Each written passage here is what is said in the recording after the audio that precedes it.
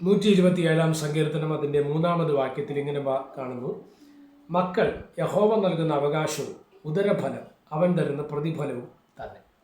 മക്കൾ യഹോവ നൽകുന്ന അവകാശമാണ്, ഉദരഫലം ദൈവം തരുന്ന പ്രതിഫലമാണ്. എന്തുകൊണ്ടാണ് ഞാൻ ഈ വാക്യം വായിച്ചത്? നമുക്കറിയാം, ഈ കാലത്ത് നമ്മൾ ഏറ്റവും കൂടുതൽ കേൾക്കുന്ന പല വാർത്തകളുണ്ട്, അല്ലേ?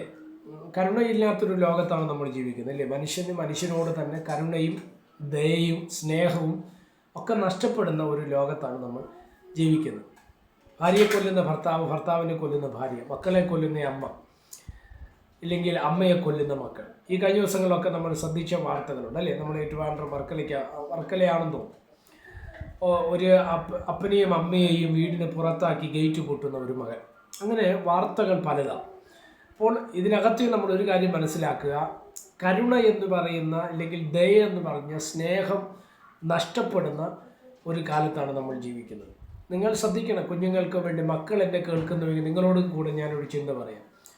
കുറഞ്ഞ പക്ഷം നമ്മുടെ അപ്പനും അമ്മയും നമ്മെ 10 വയസ്സ് വരെ വളർത്തിയത് നമ്മൾ ഓർത്താൽ ഒരിക്കലും അവരോട് ഇതൊക്കെ കാണിക്കാൻ നമുക്ക് തോന്നത്തില്ല. കാര്യം 10 വയസ്സ് വരെ ഒരു കുഞ്ഞിനെ വളർത്തിയെടുക്കുക എന്നുള്ളത് ഏറ്റവും ദുഷ്കരമായ കാര്യമാണ്, പ്രയാസമായ കാര്യമാണ്. എന്തെല്ലാം ബുദ്ധിമുട്ടുകൾ സഹിക്കേണ്ടി വരും. ഇതിനിടയിൽ മക്കൾക്ക് വരുന്ന രോഗങ്ങൾ, അസ്വസ്ഥതകൾ, ആശുപത്രിവാസങ്ങൾ, പകർച്ചവ്യാധികൾ, ഇവയൊക്കെ നിമിത്തം കഷ്ടപ്പെടുന്ന ഒരുപാട് മാതാപിതാക്കളുണ്ട്. ഇനി ഒരു കുഞ്ഞിനെ 10 മാസം ഉദരത്തിൽ ചുമഞ്ഞ് അതിനെ പ്രസവിച്ച് വളർത്തിയെടുക്കുക എന്നുള്ളത് ഒരു കഷ്ടമാണ്, ഒരു ബുദ്ധിമുട്ട് സഹിച്ചാണ്. ഇല്ലെങ്കിൽ അപ്പൻ്റെയും അമ്മയുടെയും ജീവിതത്തിൻ്റെ ഒരു ഭാഗം അതിനുവേണ്ടി മാറ്റി വെച്ചിട്ടാണ് ഒരു കുഞ്ഞിനെ ഉലകത്തിലേക്ക് വളർത്തി വിദ്യാഭ്യാസം കൊടുത്ത് വളർത്തി. അവരാണ് തിരിഞ്ഞു നോക്കുമ്പോൾ അപ്പനും അമ്മയും ഇറക്കി വിടുക, അല്ലെങ്കിൽ അപ്പനും അമ്മയും കൊല്ലുക. ഇപ്പോൾ ഈ ഇടക്കാലത്ത് നിങ്ങൾ ശ്രദ്ധിച്ചാൽ അറിയാൻ പറ്റും, ഒരു അമ്മയെ മകൻ കൊല്ലുകയാണ്. അപ്പോൾ ആ മകൻ പോലീസുകാരോട് പറഞ്ഞൊരു വാക്ക് ഇതാണ്: എന്തുകൊണ്ട് കൊന്നു എന്ന് ചോദിച്ചപ്പോൾ പറഞ്ഞ വാചകം ഇതാണ്: എനിക്ക് ജന്മം തന്നത് കൊണ്ട് ഞാനവരെ കൊന്നു എന്നാണ്. അപ്പോൾ എന്തോ വിരോധാഭാസമായ കാര്യമാണ് ഇന്ന് ലോകത്ത് നടക്കുന്നത്. അതുപോലെ തന്നെ തിരിച്ചും മക്കളെ കൊല്ലുന്ന മാതാപിതാക്കൾ. ഇപ്പോൾ കഴിഞ്ഞ ദിവസങ്ങളിലൊക്കെ നമുക്കറിയാം, നമ്മുടെ ഈ ട്രിവാൻഡ്രം ജില്ലയിൽ ബാലരാമപുരത്ത് ഒരു കുഞ്ഞിനെ, 2.5 വയസ്സ് പ്രായമുള്ള ഒരു കുഞ്ഞിനെ കിണറ്റിലേക്ക് എറിഞ്ഞ് കൊല്ലുന്ന ഒരു ഭാഗം. അപ്പം ആ കുഞ്ഞിൻ്റെ അമ്മാവനാണത് ചെയ്തു, ഇല്ലെങ്കിൽ ആ കുഞ്ഞിൻ്റെ അമ്മയും കൂടെ അതിനകത്ത് പങ്കാളിത്തമുണ്ടെന്നൊക്കെ വരുന്നൊരു കൺഫർമേഷൻ ആയിട്ട് ഇന്നതാണ് തെറ്റെന്ന് പറഞ്ഞ് വന്നിട്ടില്ല.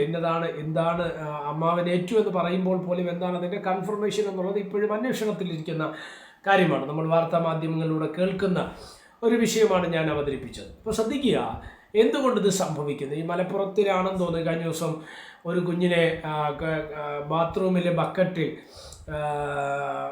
വെള്ളത്തിൽ മുക്കി കൊന്നു. കുഞ്ഞിനെ, വളരെ ചെറിയ കുഞ്ഞിനെ അങ്ങനെ കൊന്നിട്ട് ആ അമ്മ ആത്മഹത്യ ചെയ്യുകയാണ്. അപ്പോൾ ഞാൻ ഇന്ന് പറയാൻ പോകുന്ന സബ്ജക്റ്റ്, തിരുവചന ബൈബിൾ എന്താണ് അതിനെക്കുറിച്ച് പറയുന്നത്. മക്കൾ യഹോവ നൽകുന്ന അവകാശം, ഉദരഫലം ദൈവം തരുന്ന പ്രതിഫലം. ഇനി ശ്രദ്ധിക്കേണ്ട ഒരു കാര്യമുണ്ട്. എന്നെ കേൾക്കുന്ന മാതാപിതാക്കളോട് ഞാനൊരു കാര്യം പറയും. എത്രയോ കുഞ്ഞുങ്ങളെ ലഭിക്കാത്ത മാതാപിതാക്കളുണ്ടെന്നറിയാമോ?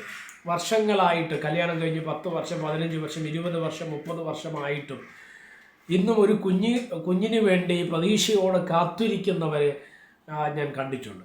അവരോട് സംസാരിക്കേണ്ടി വന്നിട്ടുണ്ട്. ഏതെങ്കിലും ഒരു കുഞ്ഞിനെ കിട്ടിയിരുന്നെങ്കിൽ അവൾ വളർത്തുമായിരുന്നു എന്ന് പറയുന്ന സഹോദരങ്ങളെ നമ്മൾ നേരിട്ട് കണ്ടിട്ടുണ്ട്. ഒരുപക്ഷെ നിങ്ങൾക്കും പരിചയമുള്ളവർക്കാണ്. ഒരു കുഞ്ഞിന് വേണ്ടി അവർ എന്തെല്ലാം ചികിത്സകൾ നടത്തിയിട്ട് കിട്ടുന്നില്ല. അതിൻ്റെ അർത്ഥം വേദപുസ്തകത്തിലൂടെ നമ്മൾ മനസ്സിലാക്കേണ്ടത്, മക്കൾ യഹോവ നൽകുന്ന അവകാശമാണ്. ദൈവം നമുക്ക് തലമുറകളെ തന്നെങ്കിലേ പറ്റത്തുള്ളൂ. പ്രാർത്ഥിച്ചിട്ട്, ചികിത്സകൾ ചെയ്തിട്ട്, നമ്മൾ മറ്റു മതവിഭാഗങ്ങളോട് ബന്ധപ്പെടുത്തി പറഞ്ഞ പൂജകളോ കർമ്മങ്ങളോ ഒക്കെ ചെയ്തിട്ട് ഒരു കുഞ്ഞിനെ ലഭിക്കാൻ കഴിയാതെ ഭാരപ്പെടുന്ന എത്രയോ പേരുണ്ട്. ഈ കുഞ്ഞുങ്ങളെ കൊല്ലാൻ തുടങ്ങുന്ന മാതാവിനോട്, പിതാവിനോട്, അങ്ങനെയുള്ളവരെ കണ്ടുപിടിച്ച് ആ കുഞ്ഞിനെ അങ്ങ് നിങ്ങൾക്ക് കൊടുത്തുകൂടെ? അതല്ലേ നല്ലത്? ആ കുഞ്ഞ് എവിടെയെങ്കിലുമൊക്കെ ജീവിക്കരുതോ? അപ്പം വളരെ നിഷ്ഠൂരമായ ക്രൂരകൃത്യങ്ങൾ ചെയ്യുന്നൊരു കാലത്തിൽ നമ്മൾ ജീവിക്കുമ്പോൾ ഒരു കാര്യം ഞാൻ നിങ്ങളോട് പറയാം: കുഞ്ഞുങ്ങളെ കൊല്ലരുത്. അവർക്ക് ജീവിതത്തിൽ എന്തെല്ലാം സ്വപ്നങ്ങൾ, ഇല്ലെങ്കിൽ എന്തെല്ലാം ആഗ്രഹങ്ങൾ ആ കുഞ്ഞ് മനസ്സിൽ കാണും. ആ കുഞ്ഞിനല്ലേ നമ്മൾ വഴിയിൽ വെച്ച് നശിപ്പിക്കുന്നത്.